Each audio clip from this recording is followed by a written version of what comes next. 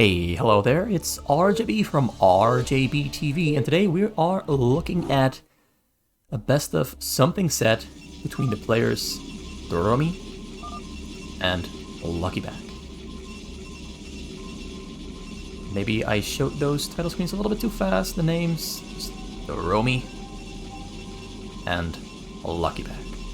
This is the second time I'm doing something like that with the names flashing on the screen. Not sure how it works out. I'm still trying to figure out the timing. Maybe I should do like 4 seconds, 2 seconds? I don't know. Let me know.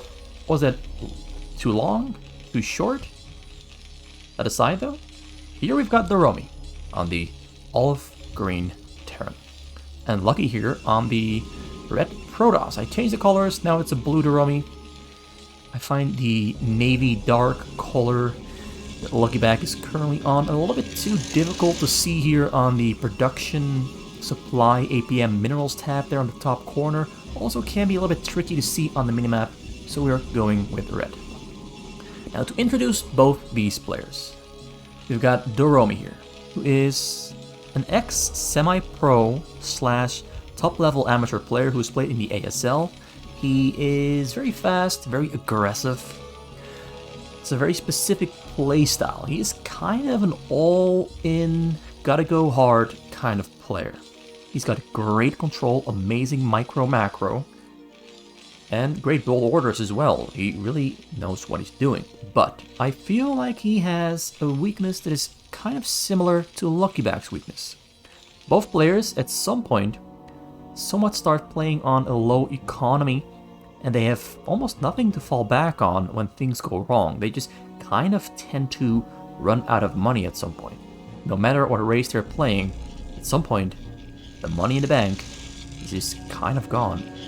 That's because both players, they don't really rebuild their workers all that well further into the game. In the early game and the mid game, they do a really good job, but like late game, they really do tend to just run out of money. Which is kind of sad, because both these players are actually insanely good. They have such great planning, such a great sense of gameplay. The micro is really good. Specifically, Lucky Bag has insanely good timing and attention to build order timings, really. He's just really good with timings, and he really understands what his opponent can handle. So he often finds a window, a time frame where he goes for an attack and the opponent is just not ready for it. But he also is really great at those kind of rinse and repeat build orders, where he just keeps trying specific things and keeps whittling away at the outer edges of his opponent's defenses, and at some point he breaks through, and once he breaks through, he just goes harder and hard, and he just doesn't slow down, and then you have to keep up with the pace. Whereas I think DOROMI is kind of a little bit different. He's more of a brute force player. He has great timings. He's, as I said before, he's really fast with everything, with great timings, but I think he more so relies on micro and macro and a little bit less on timings and knowing exactly what his opponent can handle. He just kind of just goes for it. And kind of like a Hail Mary, he hopes it works. And honestly, most of the time, he does make it work, because he's just that good. But his micro-macro, his sense of fighting, is just really, really good. I kind of like what he's doing here, because he scouted the 2 cannons that are in the front from Lucky Bag. He's immediately going for a double command center being added on to his first one. So triple command center in total starts adding on Academy there on the front. On the side, I mean, Academy there also on the way. Resumes Marine production. Lucky Bag can't get in with the probe, so he doesn't really know what DOROMI is doing. Doesn't know. Well, he does know it's not a mech build order. Just if you go for a mech build order, you can't have that many Marines there in the front. So that's a given. That's pretty much a given. But he doesn't really know whether DOROMI is going for big economy or small economy. He doesn't really know what he's up against. Whereas DOROMI had an SCV here in the base just earlier that kept running in circles and circles. He pretty much saw everything Lucky Bag was doing. He saw the robos there, saw the citadel, saw there was no Templar's archive, so he is, of course, safe to assume it's probably going to be Zealot speed, Zealots, shuttle, and double Reaver inside the shuttle, or probably a frontal attack. DOROMI now splitting up his Marines to get vision, a little bit vision everywhere across the map. He isn't really preparing himself for any specific shenanigans yet. Some players who really like to set up shenanigans, but they kind of go for somewhat predictive moves. For example, they would place Marines right here, because that could be the path the shuttle flies over as it goes towards the choke here, or goes here into the enemy base. So some players like to put Marines like in strange positions, hoping to intercept that shuttle with the Marines. DOROMI doesn't really seem to be doing that. He does place some Marines across the map for vision and hopefully to spot it, but not to intercept it, not to kill it.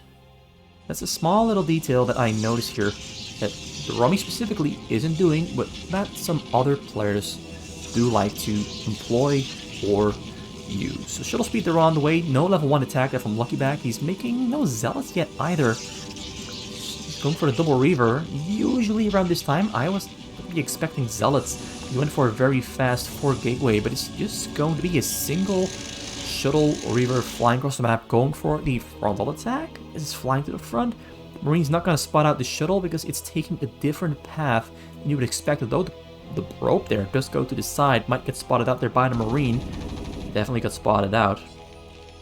He's going for a very simple double Reaver frontal push without any of the supporting units that we usually see. And actually, I think going for supporting units might actually just have done the trick here, because DOROMI really cut down on his Marine production a whole lot to get faster double starport, get his factory very fast, and to be able to finance the triple commands that are on the back. Also already on triple gas. He really cut corners to get as much of an economic advantage as he could. All Marines go in. One Reaver did go down. No Reavers went down. I do think one of them took a hard shot in the face. Zealots are on their way back at home. Also, the Templar Storms are on the way. Reavers in the front, they're still slightly damaging the choke. They did break through. Killed pretty much everything there. Now Raids are coming in to kill the shuttle. Kills it successfully. Loses one Reaver inside the shuttle. Tried to fly away. It wasn't fast enough. And the Reaver there in the front just going to go down very slowly. Going to try to crawl forward, hit something, but the tanks are going to take it down. And DOROMI kind of loses a couple Marines, but nothing else. He is very low on Marine count, though. He's going to rely on those raids to do the trick. Now Zealots are coming in, though, a little bit late, but they do come in. They're going to try to kill stuff. Forces those Marines in the bunkers to unload and try to take down those Zealots, because they're now running across round and round in the base. This is what I meant. Lucky Bag kind of knows exactly what his opponents can or cannot handle. And he very well spotted out that DOROMI didn't have that much, so might as well just walk in with the Zealots, start killing some stuff, start being annoying, start distracting him. As you can see, DOROMI is very well distracted. Almost 2,000 minerals, only 8 minutes in, while he still has a large base to build. He just had to focus on killing those Zealots, because those Zealots running back and forth in your base can actually completely destroy you if you don't deal with them adequately. Lucky Back here, back at home, building very, very fast. Goes for a very, very late observatory? Observatory it is. You might need the observatory because we have raids in play, and raids, of course, can get cloak. And if raids with cloak start hunting down your shuttles, you want an observer, so you can build some Corsairs to take care of those raids, so that they stop killing your shuttles. So I really like these cannons of pylons here on the sides for vision against tank drops. Not that we're seeing tank drops yet from DOROMI. DOROMI's still low on supply, low on army size. He isn't really building Marines that consistently. He's mostly focusing on building turrets on the sides, getting a new choke up in the front, starts building a lot of armories. He wants all the upgrades coming in at the same time. A detail he finds very important is upgrades, upgrades, upgrades. More so than units. He is getting raids all very consistently though. Getting a lot of gas there from the top side as well. Almost on 70 SCVs, got that very quick. Corsairs, they're flying back and forth, maybe hoping to spot out the raids or just to find a safe path for the shuttles to fly over without getting seen by Lucky Bag. Or, I mean, DOROMI. Lucky Bag here, though, is now he's just going for a big drop with Archons. Now, a big Archon Zealot drop usually is used to take down the command center on just. The Archons just do so much damage, and they are pretty hard to take down. They have a lot of a very high shield value. A lot of scans coming down. Not sure what he's scanned. Gonna have to look really quick. Scan the side, scan the base, scan the middle. Doesn't really see anything anywhere on the map really. doesn't really see anything anywhere on the map. Lucky back there had his shuttles on the side. He's going to fly in straight over the front. Not an angle you would expect, straight over the front. Zealots are coming in as well at the same time. He might actually just unload in the front here, but honestly, DOROMI kind of neglected his front completely. So he didn't even have to do this. He could have just walked in or just flown straight into the backside there. There's a lot of units there inside of that choke point. It's going to be kind of difficult to fight against this. The Corsairs there as well. Yeah, I think he didn't have an observer there though. But he's breaking through pretty much everything, and DOROMI doesn't have a whole lot of units. He's kind of with his back against the ropes here. Tanks in the backside there though are doing a great job. The one medic here, the two medics there are blocking the Archons from actually doing anything, not even allowed to contribute. His army ties is pretty much completely gone. But now looking back, he's going to keep sending in waves of units. Got scans coming out. Is there a drop? There is a drop being built there. This is same shuttles from before. Oh, Archon there on the SCVs. DOROMI getting completely caught off guard. Oh, wow. DOROMI is getting completely obliterated here by just a very simple frontal attack. This is absolutely not what I was expecting. Lucky Back just read the situation very well. He was like, I'm planning on going for a drop on the main, but you know what? The front door is wide open. I might as well just walk through the front door and just attack and kill whatever I can. And he did so very successfully. Just very great read in the situation and very quickly adapts to exactly what he has to do. No reason to brute force whatever strategy you had in mind, just adapt to the situation and go for something else. Now he's coming with a drop there though, Templars all alone, Templars too far away, full storms on the Marines and the tanks there though. Corsairs can't quite hit the rates while they're cloaked, they're just flying back and forth, and it looks like DOROMI, despite with his back against the ropes, somehow still holds on. And DOROMI, who played that one very riskily, he just played it very riskily. He didn't actually choke up properly, didn't actually have a lot of units in his base whatsoever because he is only 3 barracks. This is very risky on this very large base here in the middle where you have so many different angles the enemy can come from. Just very risky to play with only 3 barracks. I've seen some players do it, but those players do tend to get a very good choke in the front there. The mines here though are going to obliterate a lot of those zealots. That's going to make it easy to defend. It doesn't need that many units, just a couple mines there, and the zealots just walk right through and they kill themselves on the mines. Regardless of their upgrades, because Lucky Back is very good with upgrades, like 1-1 on the ground army, 1-1 on the tanks, 1-1 on the air. Both players upgrading very consistently with the help of those 4 armories there from DOROMI, and with the help of his very good production and his very well-built base, only 13 minutes in, with the constant attacks coming out from Lucky Back. It's just building really well. As I said, this guy has an amazing sense of timing, planning, and he knows exactly what he can do, what he can't do. And he knows that I am doing damage, so I can afford to build a little bit more if I wasn't doing damage. Because if you're doing damage, you are building a lead, and when you're in the lead, you can kind of start focusing on building a little bit more. Now, unload there on the side, there's a lot of Reavers and Brews, no observers there though, but the Reavers going to take down whatever they can. It's going to be a lot of dead supply depots, so tanks coming in, teaching up just in time, but more shots coming down from the Reavers onto the armories, onto the depots, going to try to take them as much as he can while crawling away from the tanks. The Raiders are still taking them down though, but taking one army, an academy as well. On 5 supply depots attacking the front there as well, taking down the choke. A couple turrets there went down. Great attack there from Lucky Back. That's completely going to screw over DOROMI because he's supply stuck. So now all we need is a follow-up attack while DOROMI is unable to reproduce his army.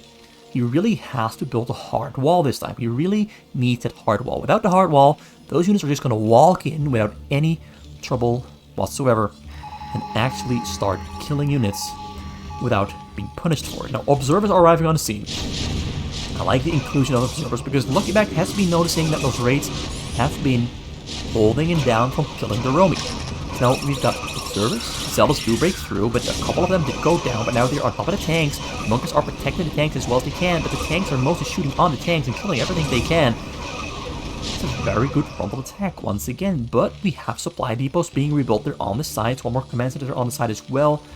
he is kind of in a healthier position than before. Still doesn't have a lot of army. Still forced to rely on that hard supply depot while they're in the front with some cannons behind it. Another frontal attack there already happening. A couple zealots do walk into a mine by accident, but the pressure is very consistent. The drops are a little bit less consistent, but we got a drop there coming in. It's 4 core, 5, 6, 7 Corsairs and 2 shuttles coming in from the bottom side. They'll try to fly around the racing with Valkyrie because you can see them in the front there, flies around. Gonna go for the long path. He loads on the side there though, doesn't go for the SCVs again. Instead wants to finish off those supply depots. He wants to keep the DOROMI supply stuck. He doesn't care about the SCVs at all. He doesn't care about the SCVs at all. And the Corsairs do take down the Wraiths, and now it's all up to the tanks to take down these Reavers, but Reavers take down pretty much, again, about 8 or 9 supply depots. Academy also gone, armory interrupted. We did finish the upgrades on the tanks there though, so 1-2 on the tanks, got 2-2 on the air. He's still damaging DOROMI, but DOROMI is somehow not yet dying, and that, I think, is entirely because he's been using his mines very well, and he's been using his tank upgrades to the fullest of their potential. Whereas Luckyback also on 2-2 upgrades for ground at 16 minutes in, he's just doing a great job with consistently sending in waves of attacks, but he needs to clear out those mines, and the mines are hurting his Zelda army. So the mines really are hurting his frontal attacks. Although now we've got a lot of Zealots there coming in, it's going to take down a couple of those tanks that are on the side. His entire block might go down. The Marines coming in from the side, stimming in. The upgrades are on level 1 attack, 0 armor, getting at level 2 attack, although he can't afford it, but he's really just struggling to keep up with the waves of attacks from Luckyback. It's difficult to keep up when you're getting harassed all over and all over and all over again with the supply depots. You constantly get supply blocked time and time again. It's just so annoying because you can build a base, but you can't rebuild your army. As we're seeing, he's still on low supply. Drop comes in. This time around, he's going straight for the SCVs. SCVs are running away there, though. No, he is a little bit too far away. Once again, goes for the supply depots outside of the range of the tanks. Falls forward a little bit. This one gets into range. SCVs are still alive. He can't afford to put them back on the minerals because the Reavers will just crawl over a tiny little bit and shoot on the SCVs. Supply depots are going down. Tanks are rolling closer. Tanks are taking shots. Supply depots still under fire. A lot of frontal wave attack. They're coming in, leaving the base. Going to go into the front door where this time around we got less units, but we've got more units spread out quite evenly. We're going to see less tanks dying to tank fire, but these Zealots might just, kill just enough to reduce the DOROMI supply count to below 120. Actually, the mines, once again, do come in quite handy. And the upgrades, almost on level 3 attack, do come in quite handy. A lot of air units are going down, got 2 Reavers on the low ground. He took down the shuttles, the Reavers managed to unload. The tanks are within firing range, but of course, just taking down the Valkyries. Also, he's upgrading everything across the board really well. I really like what he's doing. He hasn't built that much for the last 4 or 5 minutes. He added on 2 robotics, got about 10 Stargates, but he's mostly just consistently producing with his gateways and consistently going with attacks on the sides, taking down depots, but so far has not yet been able to crack the defenses definitively. Every single time, DOROMI just kind of hangs on. Barely hangs on. A couple times it was close to dying. He's mostly been occupied with rebuilding his supply depots. He hasn't really been able to build a bigger production, not a lot more factories, not a lot more starports. He built 1 more starport over the past 6-7 minutes. Just hasn't been allowed to build a big base. Mostly focused on supply depot production. Got Dark Templars and Zealots are coming into the front door though. Dark Templars getting on top of the tanks. He isn't noticing it yet though. Scans. Dark Templars are just so many Dark Templars are coming in. Sends them to the sides. They are still under detection. Now they are under cloaked protection. Scans once again. You get on top of the tanks, and a couple more tanks go down, but DOROMI protects that one very well. Maybe those Dark Templars weren't the right answer. It's fun, it's cheeky, but maybe it wasn't the correct answer there. And going for maybe the wrong answer there gives DOROMI more time to, this time around, actually start building a bigger base, get a bigger army, because now for about the first time I believe he's at about 160 supply. He hasn't really been allowed to go much higher this entire game. Once again, Course is coming in to take down the Valkyries, unload on top of the tanks. The Grievers are forced to unload, but he does get a big shot down on a group of tanks. Not what he had in mind. Wanted to go deeper into the base, but you know what? If he's forced to unload on top of the tanks, that works as well, and he cleared out the entire frontal portion. And there's only 3 tanks there. 4 tanks are in the front, able to fire on the Zealots that are streaming in. Zealots are going to the left side, where only 1 or 2 tanks are able to fire. The cities are going to the front, trying to rebuild that base. The stream of units is just consistently coming in. Corsairs once again coming in to take down the Valkyries. He doesn't want DOROMI to have any anti-drop. Which one is going to win this fight? Corsairs or Valkyries? Zealots there in the front, hammering down on the bunkers. Marines in the bunkers going down. Tanks are respawning with tanks. Are going down to their own tanks. Valkyries win the fight against Corsairs. Oh, this is very good, consistent harassment from Luckyback. But he hasn't really gone for the SUVs in the back. He did kill the SUVs in the back once with an Archon. That wasn't part of a shuttle drop on the minerals. He just walked into the base, walked all the way around supply depots, and got popped off those SCVs in the backside. Now he's got mines in the front, doing a little bit of work. Only 2 tanks there, though. Tanks are in the back, 2 tanks on the side. Tanks on the side are not really contributing there. Zealots are getting on top of the bunkers, on top of the tanks, on top of everything. There's got more Zealots coming in from across the map. DOROMI here just getting outpaced. Not allowed to build a bigger base. He doesn't have a lot of production. Everything he loses, a drop comes in on the SUVs. I was wrong. It's here. He's finally going for the SUVs. SUVs are running away. Scarabs do explode on top of the tanks. That kills a bunch of SUVs. Go down from 70 to 42. Kills even more. Now goes for the main command center, and DOROMI does wind up falling. He just couldn't keep up with whatever Luckyback was doing, which was quite really diverse. I mean, he went for the same couple of tricks time and time again, but I really liked his target selection and his adaptations. He just never hesitated. He just looked for a spot in the base that he thought was a weak side or a weak spot in Lucky's base, and he went straight for it. He didn't hesitate, just straight for it. Shuttles under attack? I'll just unload them on top of anything I can and get the most out of it. And it goes to show that trying to get the most out of the situation can really make the difference. Like, the most he can take. He knows exactly what he can do. He doesn't try to go beyond his limits. Like, for example, you got a lot of shuttles flying into the enemy base, and instead of just unloading them, you really try to force them all the way into the backside. Even though you know, realistically speaking, you would never arrive there, because there's Valkyries in the air, Wraiths in the air, turrets, whatever you name it. It's preventing you from going deeper into the base. And Luckyback really just knows, you know what, I'll just go for some supply depots. Why force it? I can just kill whatever I want and make the best of it. And he did. And he kept going for the right side, front side, left side, back side. Almost the left backside, right backside. He just kept changing things up. And the Runner just forced to keep rebuilding, and maybe this game here is going to be the exact same. Maybe it's going to be forced to keep rebuilding and rebuilding time and time again. On the Terran here is DOROMI on the name Psyduxu, playing the Blue Terran. We've got Luckyback on the bottom corner. I'm going to change the colors. Let's do pink. Pink is a nice color. It's magenta, but pink.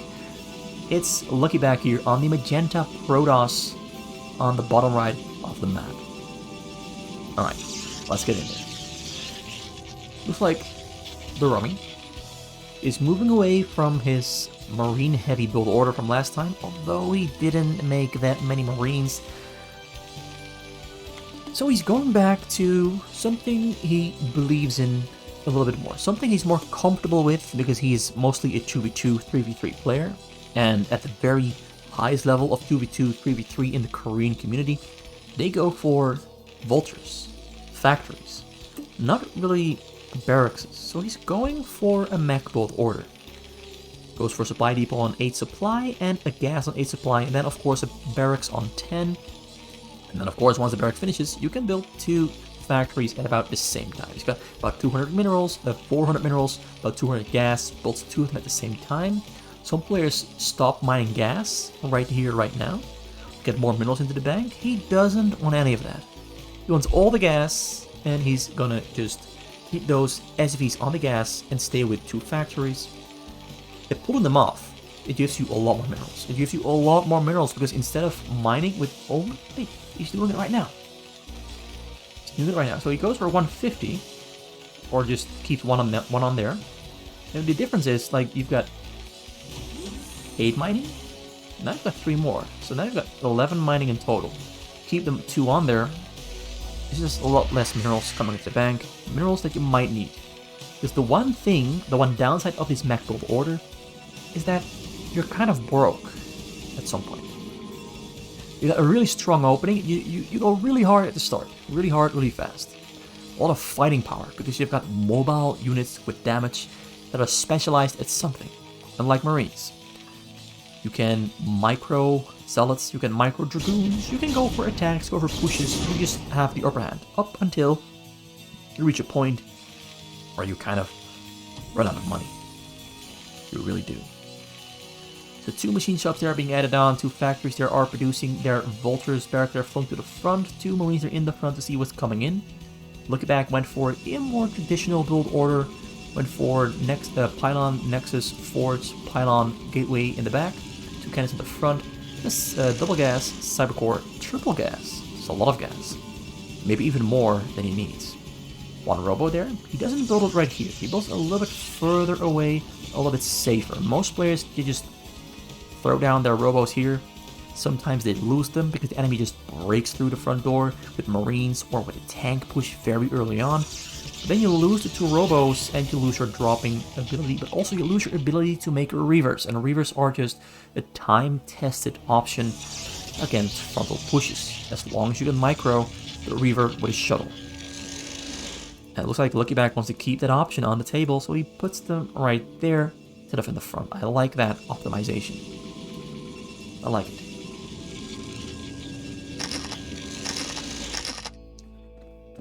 So DOROMI here wants to take away Lucky Bag's option of going for an early frontal push, places some mines. That's why he rolls straight into the base, and he does. He rolls straight in. We got Dragoons there already finished up because he knew something was happening, although there was mines being placed all over the backside there. Cannon is on the way. Cannon's gonna get taken down. Zealots and Dragoons are triggering the mines. So he has to be careful not to get too close to his probes. Ooh, that was a great one. Oh wait, might still be a tricky situation. Dragoons might be a little bit too close. Gotta stay away from the probe. Probes are running away. Now the Dragoons can move forward. Bolter's doing a lot of damage. This is beautiful play from DOROMI here. Beautiful play from DOROMI here. 1 zealot there goes down to another mine. Cannon finishes up, so the mines are no longer a threat.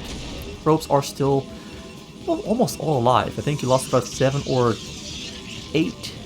The mines really slowed him down. The vultures slowed him down. It's going to give DOROMI a lot of time to get that 3rd command center up and running. Still only on 2 factories. He's building a choke in the front really nicely. Not a hard choke, I think. Lucky Bag can still kind of walk through right here. Nope, he can't. He can't. If a marine can't walk through here, zealots can't either. Marine can walk through the depots though, and he does. But yeah, this game is... He slowed Lucky Bag down. Now he's taking his sweet time. He's not going to capitalize on it. He didn't go for a fast start board to join onto this attack. Like some players, they will go for a fast start board, go for a fast tank drop after they have harassed the Protoss like that. DOROMI, not going to do that. He wants to play it more safe. He wants to take his time, grow big, grow strong. He's going to turtle and defend. Got fish down the hill, turrets coming up on the side. 1 turret in the front for the Templars, and the bunker, of course, as well. And a single lonely, well, no longer lonely, 2 tanks in the front. 2 tanks, 3 tanks in the back, 1 now moving to the side. Armory finished up because he's going to need Goliaths against shuttle drops. Got Dragoons in the front, triggering mines, but not taking them down fast enough. Observer arrives a little bit late. Got double Reaver there in the front. We'll try to take down those depots. Dragoon's going to try to do it as well. Dragoons? The tanks are placed very well. And that kind of throws a wrench into Lucky Bag's plan. He's going to look for an opening there on the high ground. See if there's an opening somewhere beneath or in between those turrets. See if he can fly through. Can't quite fly through because every single portion is covered. And he's just going to wait. He's just going to wait. he knows that he shouldn't force the issue.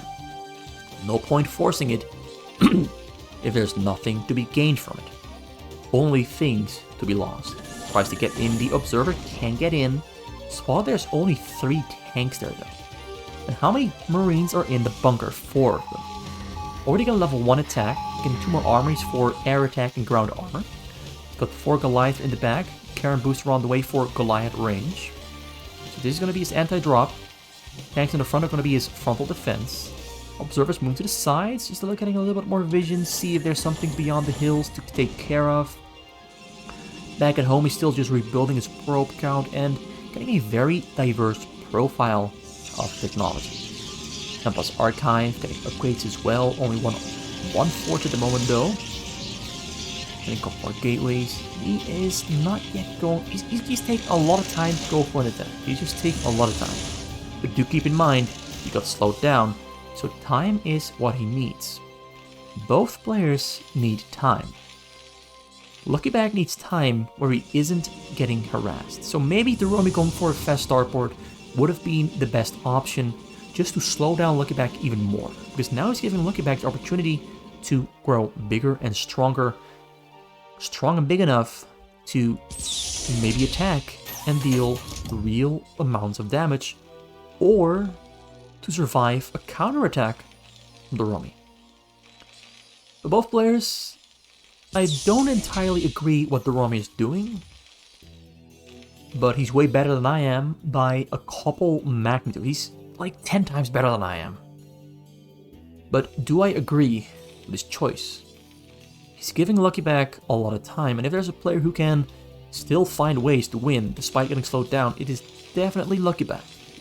Even against a player like DOROMI who has very strong parries. Tries to go in with a frontal attack, unloads a couple Zealots there behind enemy lines. Zealots on top of the tanks, but there's low ground units not sieged up there to protect the tanks, but now Zealots are breaking through the front wall. Getting on top of the tanks, Goliath's going from the back to the front. Reapers there in the back, very far in the back, still firing. Kills a lot of tanks, kills the supply depots and the wall in the front as well, but loses more than he kills. So Lucky Bag there, tried to force something, he had to do something. Goes for the frontal attack, and the frontal attack doesn't quite do it. Another wave of Zealots coming in, though he doesn't want DOROMI to rebuild the frontal wall. He doesn't want it to rebuild it. He doesn't have a lot of coverage. He does have those pylons there to see dropships coming flying in from the top side. But not a lot of cannon coverage here in the back. Not a lot of cannon coverage. Whereas DOROMI, now once again rebuilding the frontal wall, rebuilding depots to get maxed out supply, building a lot of factories. This time around he's got a lot more production than previously.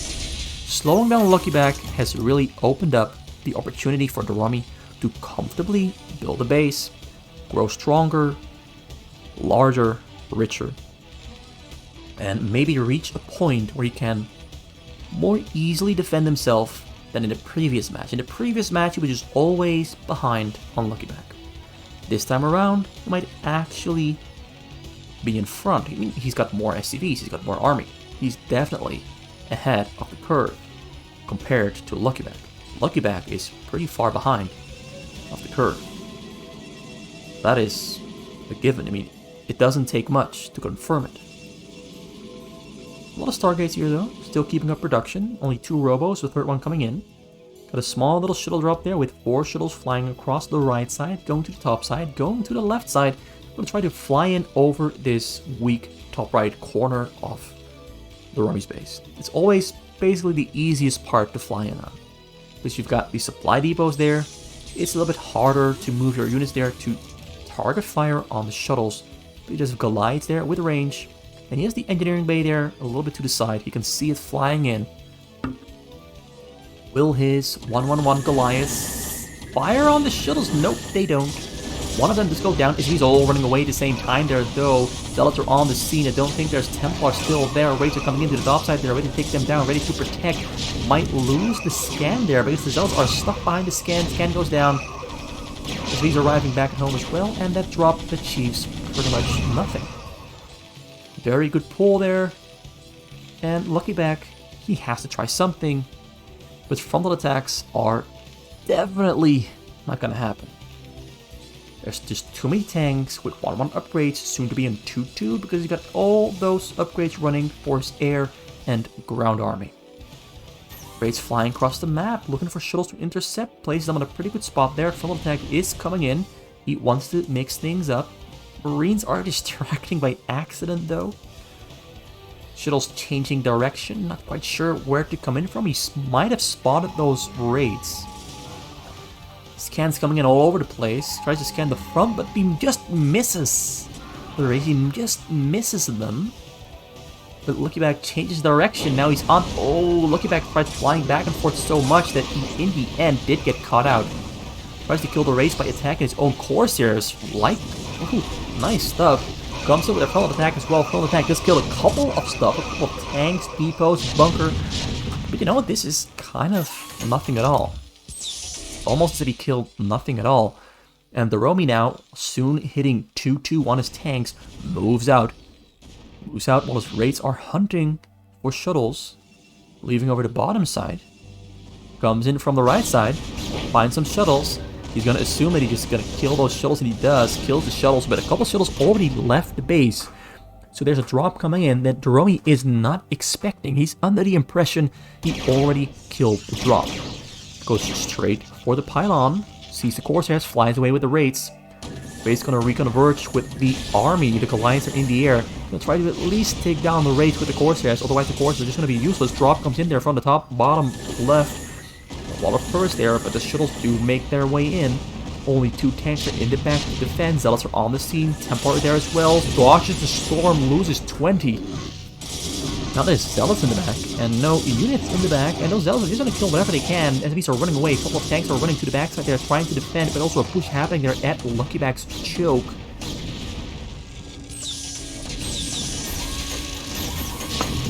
Not sure where to look. He's going for the command center, but he's getting repaired, so that's pretty much a done deal. Tries to go in with the attack here, tries to keep the DOROMI out of his front door, but the DOROMI's already there with a very strong 2-2 upgraded Mac army. Storm's coming down there on the mac and cheese. Oh no.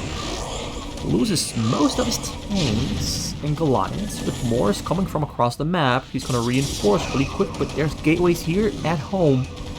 Units are spawning very quick here as well, although I think the upgrades for Lucky Bag are not as great. He's on 1-1-2, but no more upgrades on the way because he's so occupied trying to defend and stay alive. But for now, he's doing a pretty good job of at least keeping the army size of the DOROMI at a size where he can maybe handle it. I mean, he's still getting overpowered. Oh, the Reaver unloaded on the side, doing a great job there, taking down the tanks beyond the hill. Once again, coming in from the front there. Reaver shot there in the back. Zealot's getting us around on the tanks, but the tanks are too beefy. Are they, though? Are they too beefy? Looks like they aren't. Reaver there supporting. Reaver there doing a great job there. Corsairs chasing away the vessel. Now more tanks coming from the back, and they do the job to take down the Zealots. More Zealots spawn, more Reavers spawn. Going for another push.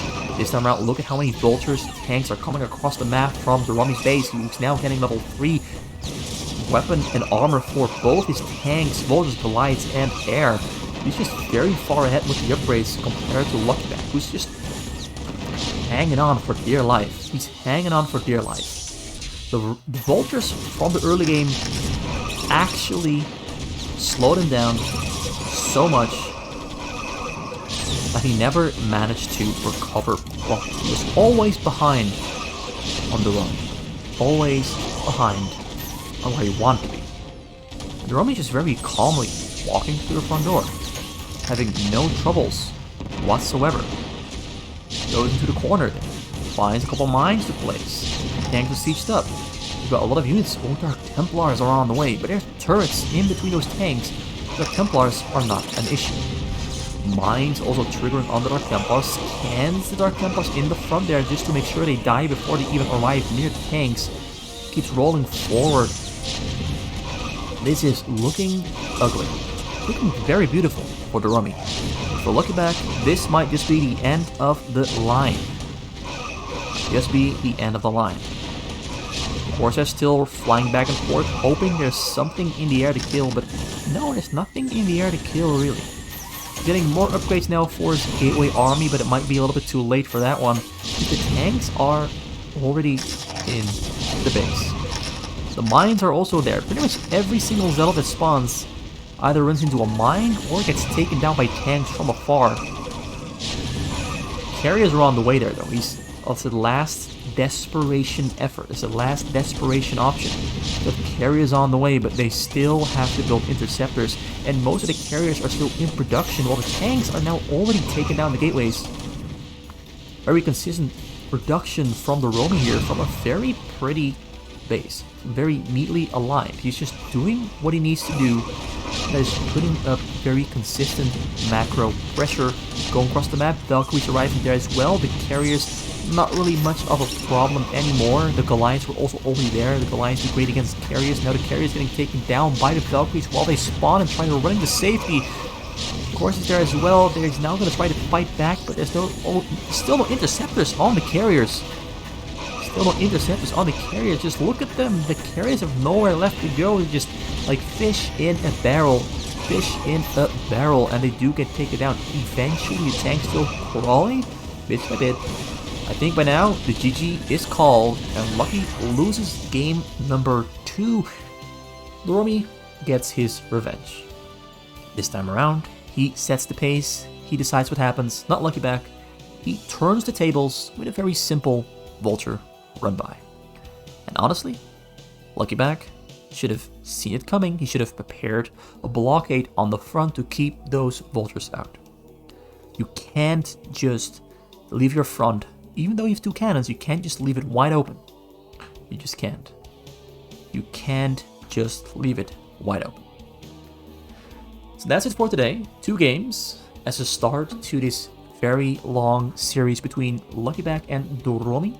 I'm going to put up the names once again, DOROMI. I'm going to change the font a little bit for the next one. I don't like this one. I don't like it one. I don't like it. And this one, Lucky. I don't like it. I like this one more. Let me show you. RJB TV. Wait. I'm closing the wrong ones? No, this one. RGB TV. I like this font more. Just compare it a little bit. Just compare it a little bit. This just doesn't look as nice as this one. It just doesn't. I hope you agree with me. Anyway, considering we are on the RGB TV title screen, that's it for today. See you next time when we continue DOROMI against Lucky.